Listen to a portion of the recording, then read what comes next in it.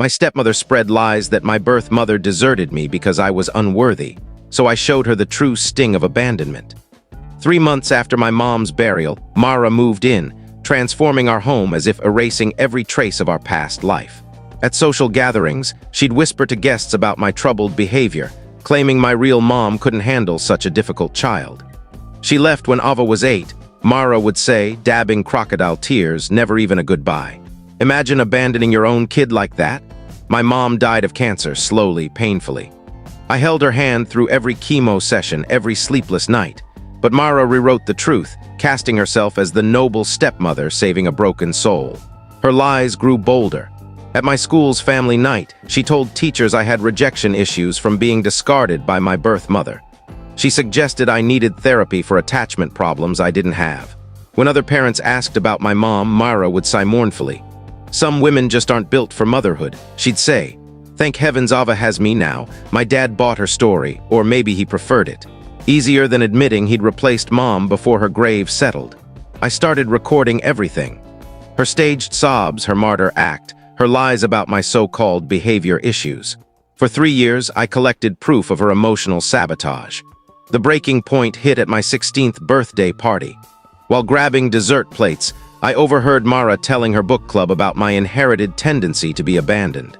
Her mother had the same weakness, she said, just up and left one day. Ava's probably got those same broken traits. That night, I set my plan in motion. I'd been babysitting and pet-sitting since 13, hiding cash Mara never knew about. By 16, I had enough to vanish. I waited until Dad left for his annual fishing trip with his brothers. Tuesday morning, I packed essentials and left a single note on Mara's dresser. "Now you'll know what real abandonment feels like. Unlike my mom, I'm choosing to leave." I moved to my Aunt Leela's 4 states away. She was Mom's sister, cut off by Mara's venomous tailies.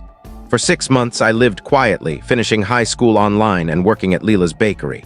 Mara called the cops, claimed I was kidnapped, played the distraught stepmother, but I was legally free to stay with family. Through Dad's brother, I heard the fallout. Without me as her pity project, Mara's perfect stepmother mask cracked. Dad learned she'd been intercepting letters from Mom's family for years. Her lies unraveled, but I saved the worst for last. On the anniversary of Mom's death, I mailed Dad copies of texts from Mara's phone, sent to her sister 2 weeks before Mom's funeral, griping about waiting for the cancer patient to die so she could redecorate. Dad called me that night sobbing. Divorce papers were filed the next day. Last month, 2 years after I left, a lawyer sent me a package. Inside was a key and a note from Mara, now in a tiny apartment across town. She'd lost everything in the divorce: house, money, status. The note was short: "You won. But there's something about your mother's death you don't know, something I never told your father." I stared at those words for an hour, hands shaking. What could Mara know about Mom's death that I didn't? I was there holding her hand as she took her last breath. I saw the flatline. I helped Dad plan the funeral. The key had an address tag. Storage Unit 247B, 20 minutes from Mara's new place. I called Leela about the note. "Don't go alone," she said instantly. "That woman's caused enough pain. It might be another trick, but I had to know." Not knowing would haunt me, just as Mara wanted. The next Saturday, Leela and I went to the storage facility. The key worked. Inside Unit 247B were boxes of papers, photo albums I'd never seen, and medical records predating Mom's diagnosis. One box held letters between Mara and doctors, not Mom's doctors, but oncologists from other states. They discussed experimental treatments, second opinions, alternative therapies, dated when Mom was in early-stage care. Why would Mara contact doctors? I asked, puzzled. Leela held a thick folder, her face pale. "Ava," she whispered, "look at this." The folder had Mom's real medical records, not the simplified versions I'd seen as a kid. Treatment plans, prognosis updates, and chilling notes about delayed decisions. Mom's cancer was caught at stage 1, highly treatable, with a 90% survival rate. But treatment was stalled for months over family considerations. Insurance forms listed Dad as the primary decision-maker. He'd sat on them for 3 months. In that time, the cancer jumped to stage 3. By the time treatment started, Mom's survival odds were under 30%. Why would Dad delay? I stammered. Leela pulled out another folder. It had financial records, life insurance policies, Dad's business logs, and bank statements showing debts I never knew existed. Dad's construction firm was failing. He'd taken loans against the house, maxed out credit cards, and tapped Mom's retirement fund. Bankruptcy loomed when Mom was diagnosed. Her $2 million life insurance policy paid out only if she died within 5 years of the policy's start, a deadline 6 months after her diagnosis. No, I gasped, stepping back. Dad loved Mom, he wouldn't. But the evidence was clear. Dad delayed treatment until the cancer was terminal, ensuring the payout, and Mara helped. Emails between them, sent 8 months before Mom's death, showed they'd planned it. Mara researched the insurance clause, found doctors to justify waiting. Another box had audio tapes from Mom's final month. I played one in a dusty player in the unit. Mom's weak voice filled the space. I keep asking Daniel why we're waiting for experimental treatment. The doctor said standard chemo could start now, but he says Mara found a better option. A pause. I trust him. He's taking such good care of me. Mara, too. She brings me soup every day, sits with me when Daniel's at work. I'm so lucky. I stopped the tape, vomiting in the corner. Leela rubbed my back as I sobbed. Your mom never knew, she said. She thought they were saving her, but Mara knew. She knew Mom was dying because they withheld treatment. I realized why Mara kept this evidence, not guilt, but leverage against Dad. She'd saved every document implicating him, destroying those pointing to her. But she'd slipped. Her arrogance preserved evidence against them both. Another box had Mara's journal starting 3 months before Mom's death. Day 12. Daniel's wavering, searching treatment options online, must remind him of the insurance deadline. Day 28. Made Daniel swear not to tell doctors about earlier symptoms. If they know how long we've waited, they'll rush treatment. Day 41. Perfect. Second opinion doctor agrees to wait for the optimal window. Daniel thinks we're being thorough. Day 67. Hard to watch her suffer, but we're too close to stop. Daniel wanted to start chemo last night. Reminded him we'd lose the house, Ava's college fund. Day 89, it's working. Oncologist says the cancer's too advanced for a cure. Daniel looked relieved. He knows we're past the deadline.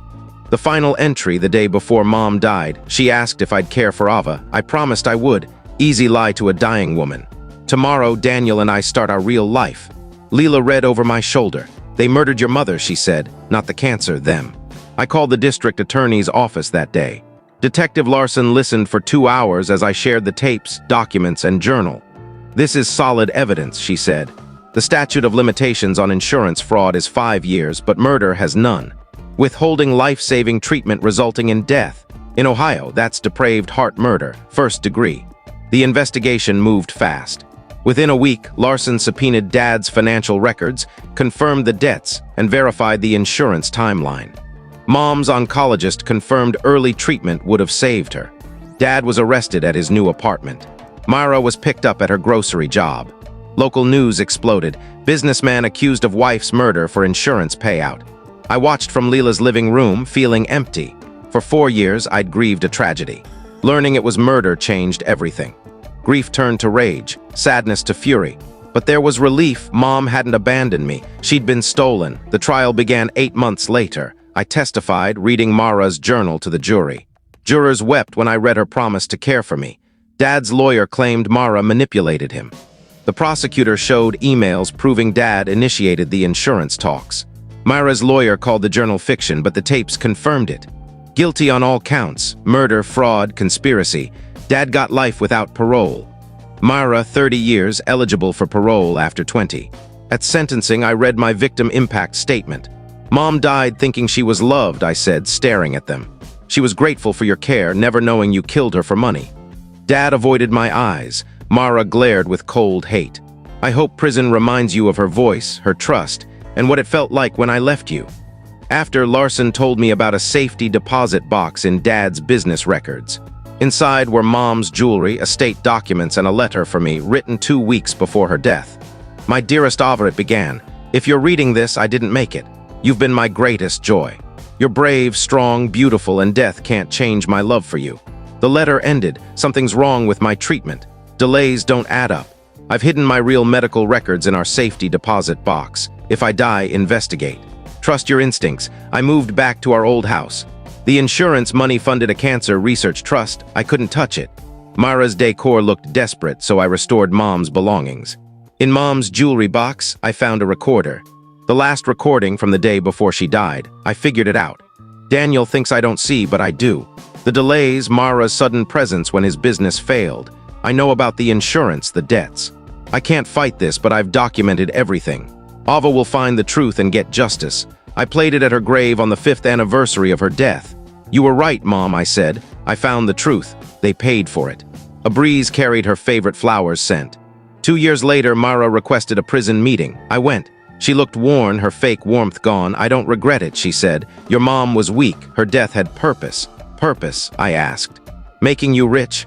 Giving you and Dad a better life? You destroyed everything, she spat. You couldn't let it go. Let go. I laughed. You murdered my mom and said she abandoned me. You tried to make me believe I was broken.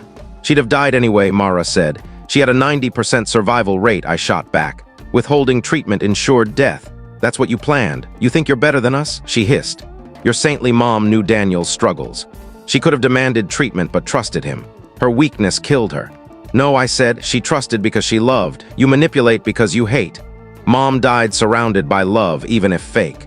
You'll die alone and everyone will know who you are. I walked away. Your dad wants to see you, Mara called. He has explanations. Tell him to explain to Mom in hell, I said without turning.